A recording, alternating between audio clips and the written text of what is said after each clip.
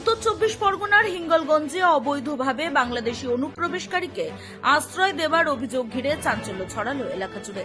শনিবার গভীর রাতে স্যান্ডেলের ব্রিল গ্রাম পঞ্চায়েত এলাকা থেকে এক ব্যক্তিকে আটক করে হিঙ্গলগঞ্জ থানার পুলিশের হাতে তুলে দেন স্থানীয় বাসিন্দারা। ধৃতের নাম শহীদুল গাজী।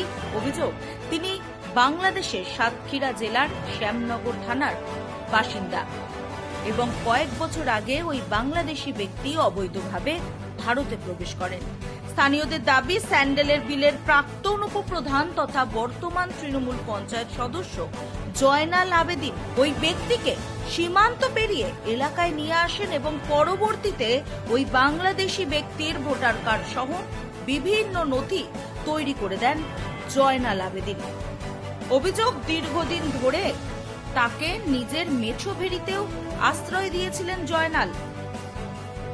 পরে ওই বাংলাদেশি ব্যক্তি স্থানীয় এক মহিলাকে বিয়ে করে এই এলাকায় বসবাস শুরু করেন বলেই জানাচ্ছেন স্থানীয়রা। এলাকাবাসীরা আরও অভিযোগ করেন, বিষয়টি একাধিকবার পুলিশকে জানানো হলেও কোনো ব্যবস্থা নেওয়া হয়নি পুলিশের তরফ থেকে।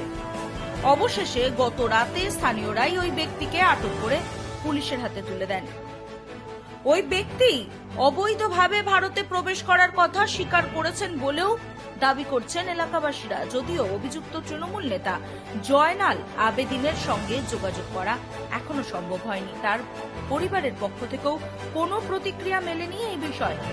এদিকে হিঙ্গলগঞ্জে তৃণমূল নেতা আনন্দ সরকার জানান, বিষয়টি খতিয়ে দেখে প্রতিক্রিয়া জানাবেন।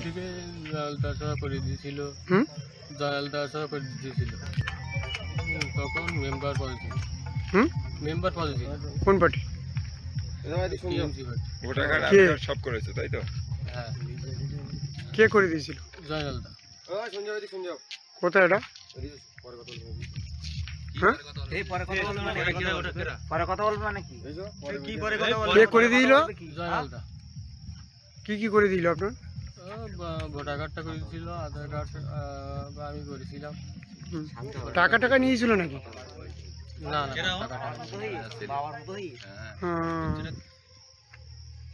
দালালের মাধ্যমে কত টাকা দিয়ে পার হয়েছিল?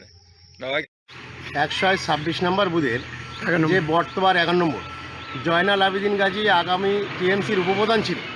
সেই কারণে টিএমসির যে মদতে বাংলাদেশি সাতক্ষীরা থেকে এক আসামি এসে এখানে ভোটার কার্ড করে, অবৈধ ভোটার কার্ড করে বাবা সেজে, জয়নাল আবেদিন গাজীর বাবা সেজে জয়নাল আবেদিন যে আগে বাংলাদেশকে প্রশ্রয় দিয়েছে, গ্রামবাসী সেটা জানতে পেরে তাদেরকে পুলিশকে সংবাদ দেয়। পুলিশ যথাযথ সমস্ত বাংলাদেশকে সময়কে অ্যারেস্ট করেছে। এখন বর্তমান যে সরকার চলেছিল তার আগামী দিনে তারা বহুজা শুধু জয়নাল বলে না, আরও বিভিন্ন জায়গায় বিভিন্ন বাংলাদেশি এখন ঢুকে আছে। ব্যুরো রিপোর্ট, রাত দিন নিউজ নেটওয়ার্ক।